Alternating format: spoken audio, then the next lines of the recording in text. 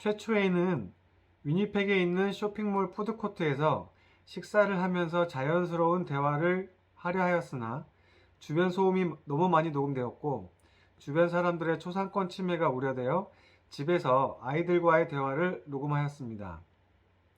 오늘 아이들과의 대화에서 나오는 내용은 저희 가족, 저희 아이들의 개별적인 경험에 대한 것이니 캐나다 이민을 준비하시는 분, 아이들의 영어 교육에 관심이 있으신 분들께서는 참고용으로만 봐주시면 좋겠습니다.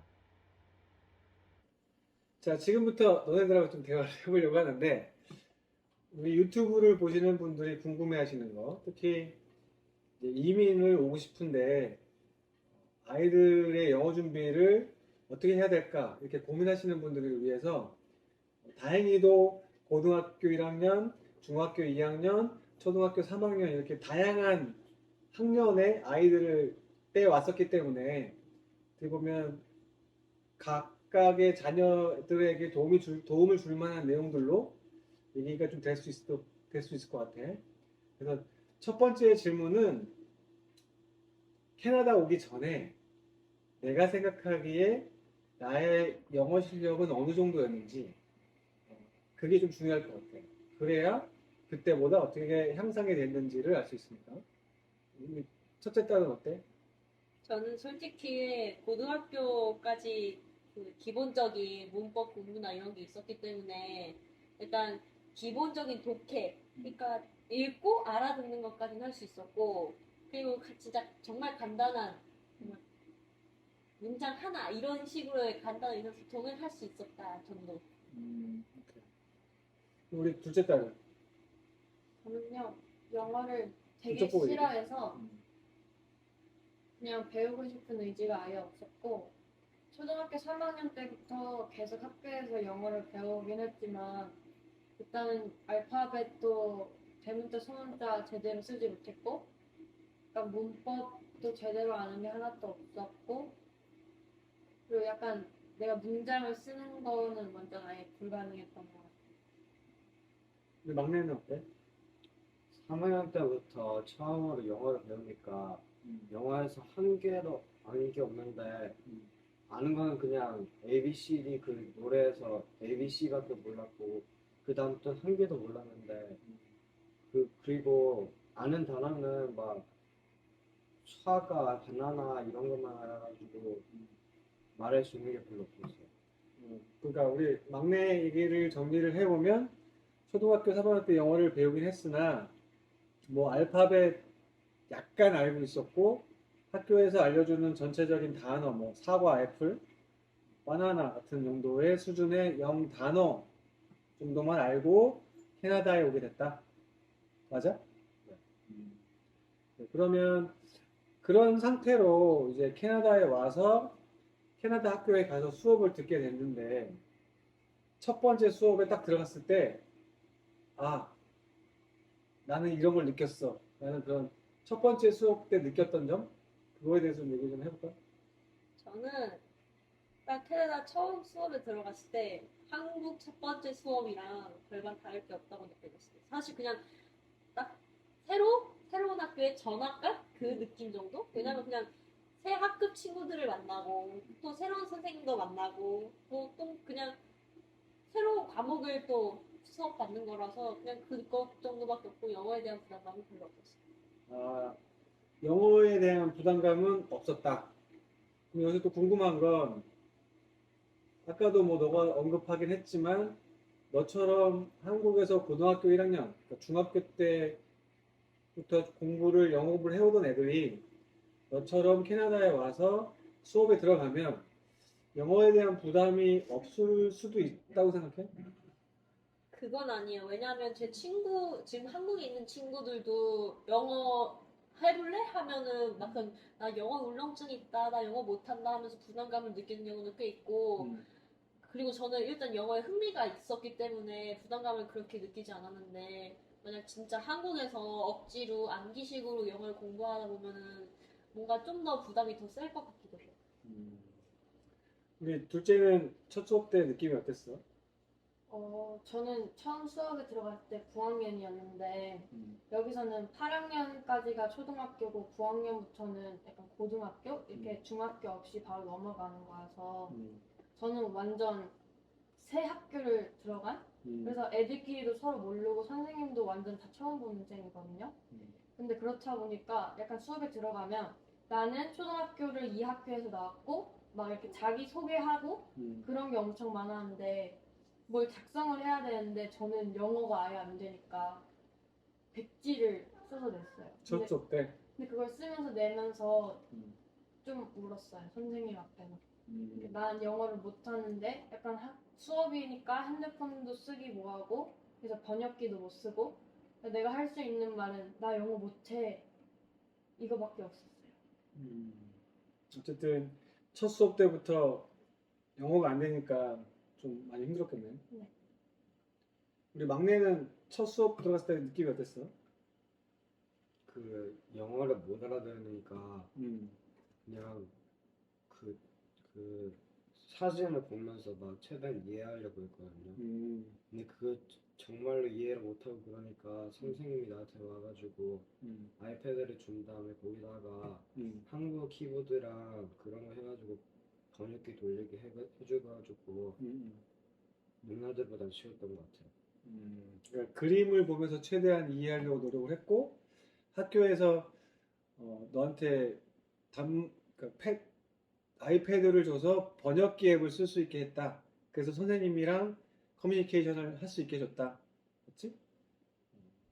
참고로 저희 아들은 어떤 분이 생각하면 운이 좋다고 생각하실 수도 있는데 갔던 학교에 한국인이 없었습니다.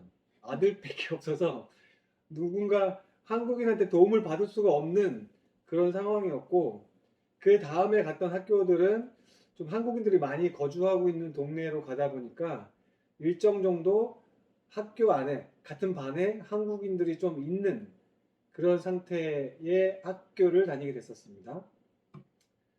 자, 그러면 그렇게 막 이렇게 언어에 대해서 이제 우리 큰딸은 뭐 약간 어떻게 보면 재수 없을 수도 있는데 남들이 보기에 누구는 나는 언어에 대한 부담이 전혀 없었다라는 표현까지 할 정도였으면 뭐 대단하다고도 생각이 들고 그런 우리 아이들이 그러면 그 부족한 영어 실력을 극복하기 위해서 나는 이런 방법으로 공부했다 같은 뭐 공부의 방법 그런 게 좀 있을까? 우리 첫째부터.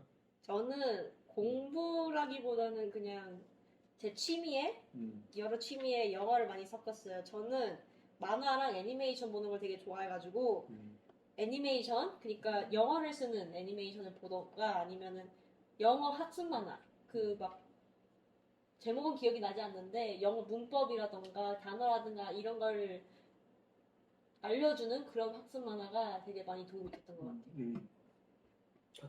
영어 학습 만화. 네.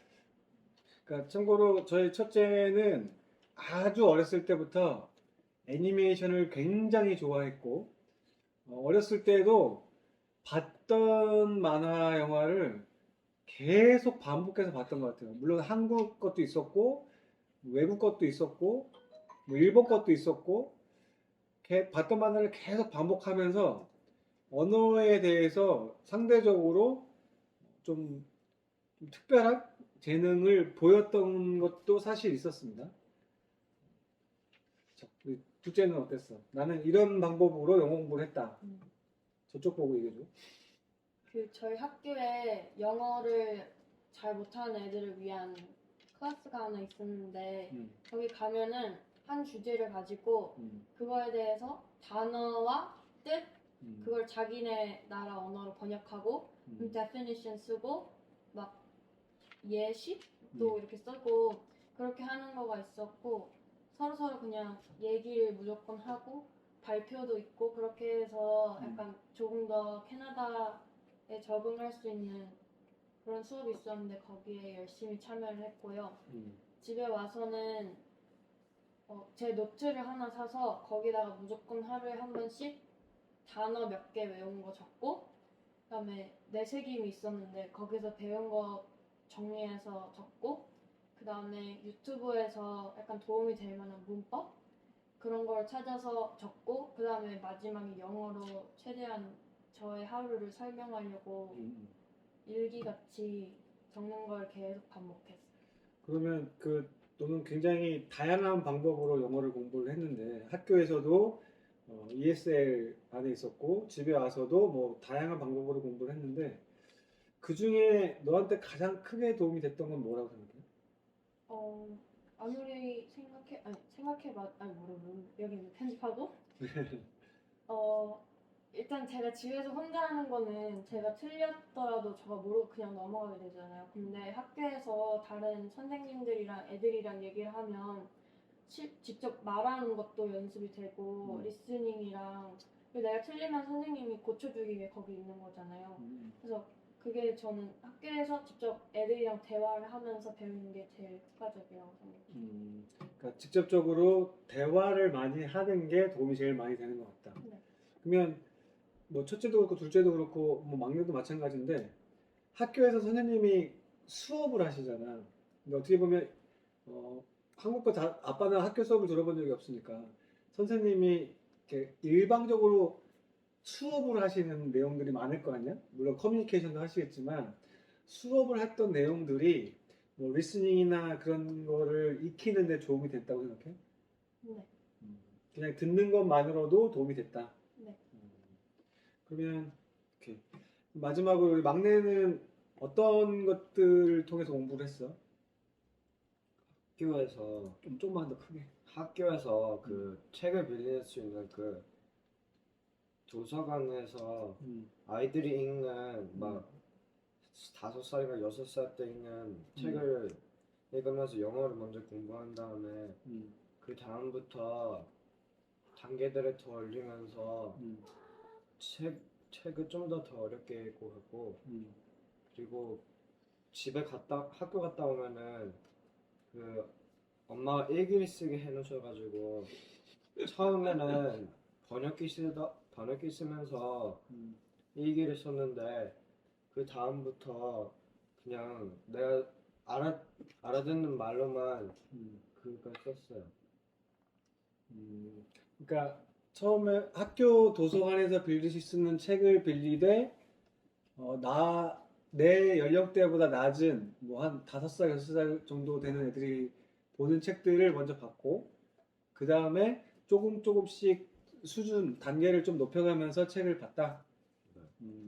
그러면 그 다음 질문하고도 좀 연관이 되는 것 같은데 너 나이 또래 애들에게 네가 읽었던 책들 그런 거를 좀 추천해 준다면 어떤 책을 읽어봤었는지 제목 같은 거 좀 추천해 줄 수 있겠어? 그냥 집에서 찾았는데 집에서 이런 책이 있어요. 도그맨 이게 그 한 7살인가 8살 때 아이들이 읽는 거거든요. 그게 그래서 아빠는 지금도 어렵던데. 막 어린이들을 위한 단어도 몇 개 있고 어려운 단어도 몇 개 있는데 그거 그냥 인터넷에서 무슨 뜻인지만 찾으면 다 알아들어. 근데 그런 것도 궁금할 것 같아. 과연 뭐 사람들마다 좀 다른 것 같은데 책을 읽을 때 모르는 단어를 바로바로 찾아서 읽어야 되느냐 아니면 그냥 전체적인 맥락 속에서 단어를 캐치하느냐 그런 게 있었는데 우리 막내는 어떤 방법을 택했어? 저는 그냥 문장 보고 무슨 뜻인지 대충 알아듣고 그냥 남겨요. 대충 알아듣고 다 뭐 정말 자주 나오는 거나 모르는 것들은 좀 인터넷으로 찾아보고. 오케이. 자, 그러면 우리 둘째는 공부할 때 주로 사용했던 뭐 교재나 교구 그런 건 뭐가 있었어? 일단은 학교에 있는 리소스를 제일 최대한 사용하고, 그리고 약간 보통 영어 공부할 때 외국 영어를 한국어 자막으로 듣거나 그렇게 하는 사람들이 있는 것 같은데, 저는 근데 그 반대로 하는 것도 나쁘지 않다고 생각해요. 약간 한국 거를 영어 자막이랑 들으면 약간 자막이 조금 어색하긴 해도 단어가 계속 반복이 되다 보면은 그게 똑같은 단어가 계속 뜨니까 저도 원래 약혼이라는 단어가 뭔지 몰랐는데 어떤 드라마에서 약혼이란 말이 자꾸 나오는데 자막으로는 engagement, engage 이렇게 계속 말이 나오니까 아 저게 약혼이란 뜻이구나 이러면서 좀 단어를 많이 배울 수 있었던 것 같아요. 결과적으로 뭐 영상 콘텐츠를 많이 접하는데 뭐 대부분의 사람들은 외국 콘텐츠를 한국 자막이나 영어 자막으로 보시는 특히 이제 영어 자막으로 많이 보려고 하는데 반대로 한국 드라마나 한국 영화를 영어 자막으로 보면 내가 생각했던 단어나 그런 것들이 영어로 나오니까 오히려 단어 암기에 좀 도움을 줄 수도 있었다. 네. 그거는 굉장히 독특한 방법이네. 생각지 못했던 방법인데 그리고 참고로 저희는 한국에서 뇌새김이라고 하는 영어 학습 프로그램을 사서 와서 갖고 왔고 저희 둘째가 처음에 영어를 잘 못하고 어려워할 때 그거를 참 많이 했던 걸로 기억이 납니다. 자, 우리 첫째는 공부할 때 쓰는 교구 교재는 아까 얘기했듯이 애니메이션? 네. 애니메이션 말고도 저랑 제 동생이랑 같이 했던 테드라고 그 다른 분야의 전문가들 아니면 그냥 평범한 사람들이 나와서 뭐 철학이라든지 뭐 과학이라든지 이런 인상 깊은 영상들을 발표를 하는데 거기에서 나오는 뭐 어려웠던 아니면은 알지 못했던 단어를 이제 다 배워서 서로 이제 퀴즈를 내는 식으로 해서 단어를 암기한 적도 있고 그리고 뭐 다들 잘 아는 듀오링고 앱도 좀 많이 썼던 것 같아요. 그 한때 저희가 팬데믹 때 학교 수업도 잘 못 나가고 그랬을 때 부모의 숙제로 테드에 대한 요약과 거기에 나오는 단어들을 좀 익혀보라고 했던 적이 있어서 근데 그것들 보면서 애들이 본인이 경험해보지 못한 분야의 내용들을 많이 접하게 됐던 것 같아요. 결과적으로는 뭐 나쁘지 않은 콘텐츠였던 것 같습니다. 자, 그러면 다음 질문으로 이제 우리가 이제 캐나다에 온 지 거의 3년 반 정도 지났잖아.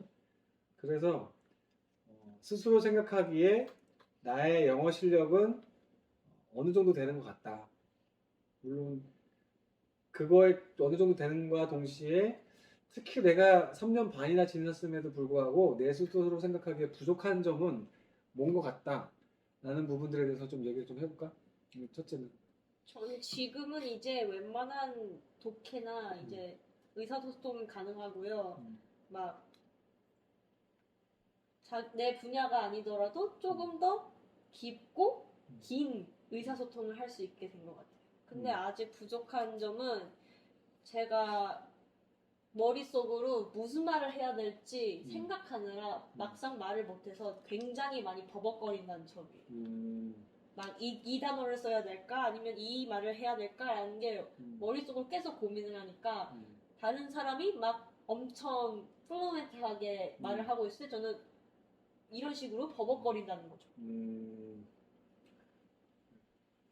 어쨌든 그 만약에 네가 고등학교 1학년 때 온 게 아니고 동생들처럼 조금 더 어렸을 때 캐나다에 왔다면 그런 점들이 고쳐졌을 수도 있을까?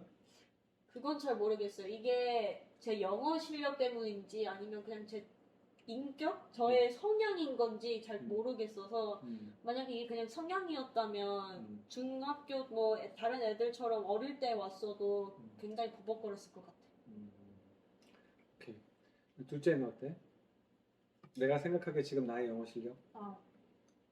이제 그냥 학교에서 수업도 다 알아듣고 숙제도 그냥 번역기는 아예 안 쓰고 하고 커뮤니케이션도 어느 정도 잘 문제 없이 진행되는 것 같은데 약간 전화를 해야 되거나 약간 얼굴을 안 보고 말을 해야 되는 상황이 오면 조금은 부담이 있는 것 같아요.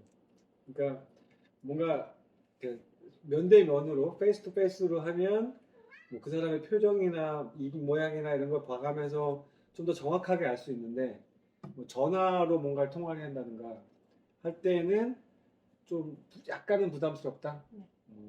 그런 게 있구나 또. 좀 달라? 아무래도. 왠지 모르겠는데 그런 거. 우리 막내는 내 영어 실력은 어느 정도 되는 것 같아? 우리 가족에서 제일 잘하는 우리 가족 중에 제일 잘하는 것 같다. 어떤 면에서? 발음도 잘하고 음. 톤도 잘 올리고 인터네이션도 이 좋고. 누나처럼 사람들한테 이상한 말을 하지 않고 그리고 친구랑 그리고 이 누나처럼 다른 사람들한테 막 손가락 말 올리고. 안 걸지는 않고 막 사람들한테 가까이 가려고 노력을 해요. 참고로 저희 막내는 그 예전에 캐나다에 처음 와서 학교를 다닐 때도 이제 말도 안 통하잖아요. 근데 친구들한테 막 가가지고 같이 놀자, 뭐 껴달라 그런 뭐 제스처 같은 것들을 많이 해서 친구들이랑 잘 어울렸던 것 같아요. 그러니까 우리식으로 표현하면 오지랖이 좀 좋았던 거죠. 그래서 어떻게 좋게 표현하면 두려운 게 없었던 것 같아요. 그래서 그냥 막 부딪혀 가면서 친구들이랑 놀려고 하고 노는 게 더 좋아서일 수도 있겠지만 부딪혀 가면서 친구들이랑 놀려고 하다 보니까 어떻게 보면 그 친구들이랑 대화하면서 나오는 단어라든가 그런 부분들에 대해서 저희 큰딸과 작은딸보다는 뭐더 빨리 배울 수 있지 않았을까라는 생각이 들고 약간 큰딸하고 둘째 딸은 우리 막내에 비해서 부끄러움을 많이 타는 편입니다. 그래서 뭔가 막 적극적으로 막 대시를 한다기보다 뭐 이렇게 뭔가 다가오면 이렇게 쳐내는 방식으로 약간은 수동적인 그런 느낌의 성향을 좀 가지고 있어요. 그래서 지금은 물론 다 대학교도 가고 고등학교 12학년이고 뭐 아직도 대학 입학 예정이고 뭐 영어에 대해서는 크게 부담스럽지 않은 상태인 것 같아요.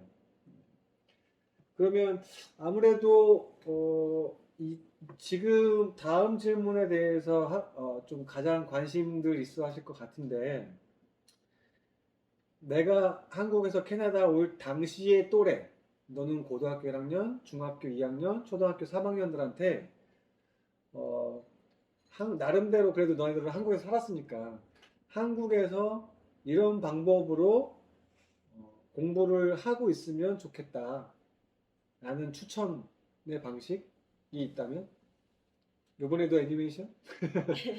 저는 제가 가장 말하고 싶은 거는 한국에서처럼 진짜 지루하고 막 억지로 막 문법이나 단어를 암기하지 말라고 하고 싶어요.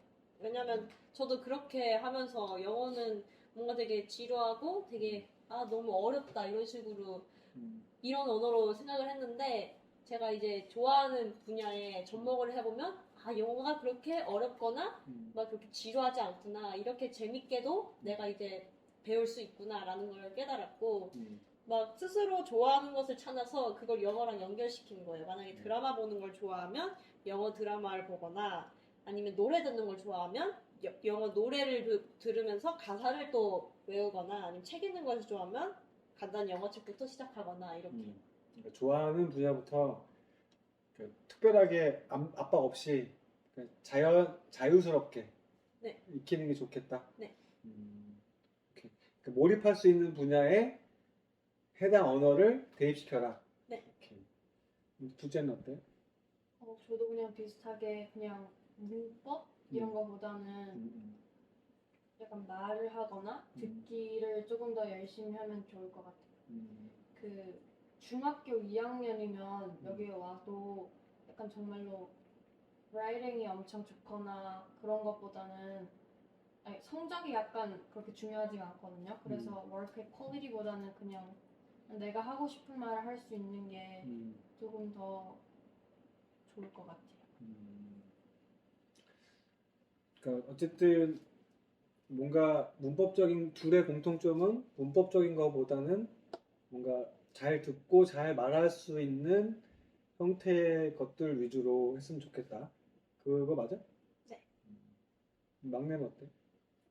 그 한국에서 영어 교과서를 사오지 말고 캐나다 와가지고 그냥 그 도서관에서 아이들 그냥 책들만 빌려가면서 영어 실력을 좀 더 쌓아가다가 그때 영어가 좀 잘한다 생각하면은 그때 캐나다 교과서를 산 다음에 그걸 해보는 걸 추천해요. 근데 캐나다에서 교과서를 안 주잖아. 니네 교과서 줘? 사면 되죠. 니네 그 교과서 니네 교과서를 한 번도 못 봤는데? 교과서라기보다는 캐나다에 있는 문제집. 아 문제지. 한국에 있는 문제집이랑 캐나다에 있는 문제집이랑 조금 많이 다른 것 같더라고요, 제가 보니까. 그렇구나.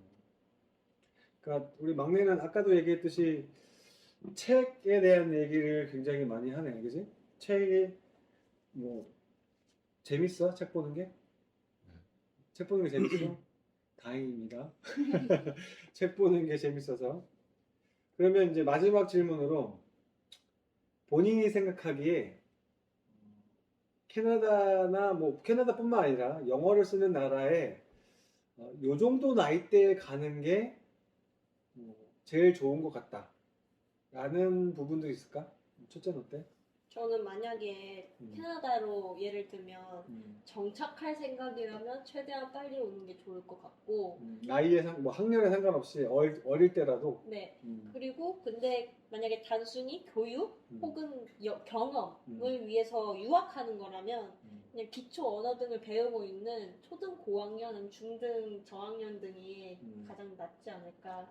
그러니까 뭐 아예 정착할 생각이면 뭐 가능하면 빨리 오는 거고, 정말 와서 영어를 어느 정도 좀 약간 할 수 있는 정도까지 하다가 가는 거면 초등학교 4학년 이상에서 중학교 한 1, 2학년 정도 때는 와야지 좋은 것 같다. 네. 둘째는 어때? 너는 딱 언니가 말한 중학교 2학년 때 왔잖아. 근데 저는 그냥 완전 다 이민을 온다는 가정하에 만약에 부모가 영어를 잘 못하고 한국어로 말하는 걸 선호한다면 그냥 자녀가 한국어를 모든 의사소통을 할 수 있는 단계에서 중학교 정도에 오는 게 좋을 것 같고 정말 나는 내 아이가 영어를 더 잘했으면 좋겠다라고 생각한다면은 초등학교 저학년 정도에 와도 초등학교 저학년. 우리 막내는 초등학교 저학년 때 왔는데 어때? 만약에 아이가 6살 이하가 아니면은 그 영어를 조금이라도 하는 그 초등학교 4학년 아니면 5학년쯤에 오는 게 좋을 것 같아요. 너 또래쯤 오는 게 좋겠네? 너보다 한 만약에- 살, 2살 많은 사람? 네. 그러니까 참고로 저희 애들 또래에 오니까 집에서는 뭐 거의 한국말만 쓰게 하거든요. 오히려 너무 어릴 때 오니까 집에서도 영어를 쓰게 되고 상대적으로 애들은 영어를 쓰는데 부모는 그렇게 굉장히 능숙하지 못하기 때문에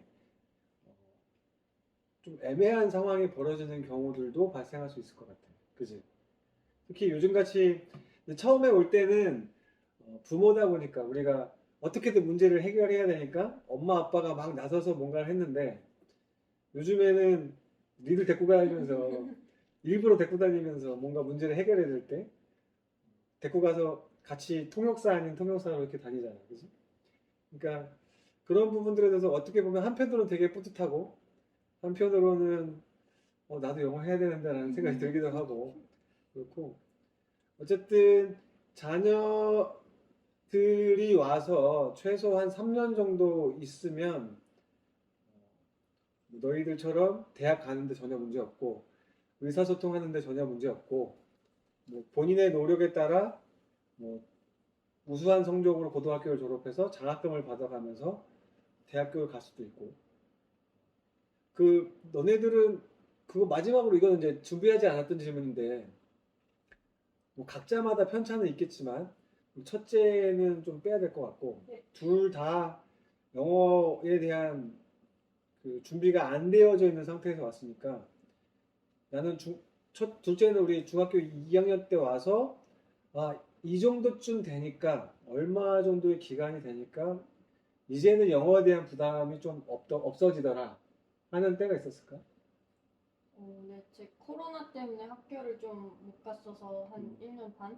그것 때문에 좀 영향이 있을 수 있는 것 같긴 한데 저는 11학년? 그러니까 여기 오고 나서 2년 후 정도부터 영어가 꽤 괜찮아지기 시작한 것 같아요. 그러니까 코로나 때 참고로 코로나 때문에 학교를 거의 안 가다가 이 노트북으로 뭐 이용한 수업을 하다가 그러니까 수업이 정상적이지 못했어. 그러니까 그 수업이 정상적이었다면 2년 미만 정도의 기간으로도 영어에 대한 부담감은 확실하게 없어졌을 것 같다. 뭐 짧게는 1년 반, 그지? 1년에서 1년 반 정도. 근데 막내는 어때? 난 이 정도 되니까 학교 다니고 뭐 생활하는데 영어로 얘기하는 거 전혀 불편함이 없었다. 뭐 그런 거. 그 6학년쯤부터 영어를 좀 더 잘하고 알아들 수도 있어가지고 그 좀 더 쉬웠던 것 같아요. 6학년? 네가 여기 왔을 때 4학년이었나? 캐나다 학년으로 4학년? 네. 너도 한 2년 정도 돼서네. 그러니까 어쨌든 둘의 공통점은 한 1년 반에서 2년 정도는 돼야 영어에 대한 부담감이 어느 정도 낮아지면서 내가 생각하기에 뭐 이 정도면 충분히 영어로 의사소통할 수 있겠다라는 느낌이 들었다는 거지. 네. 오케이. 오늘 뭐 굉장히 딱딱하지만 첫 대답이다 보니 딱딱하게 진행된 부분도 있잖아 없잖아 있지만 아빠의 내용 질문에 성실하게 답변해서 고맙고 다음에는 부끄럽지 않게 얼굴까지 다 드러낼 수 있는 그런 분위기로 뭐 또 다른 주제로 대답을 나눠봤으면 좋겠어. 오케이, 오늘 여기까지.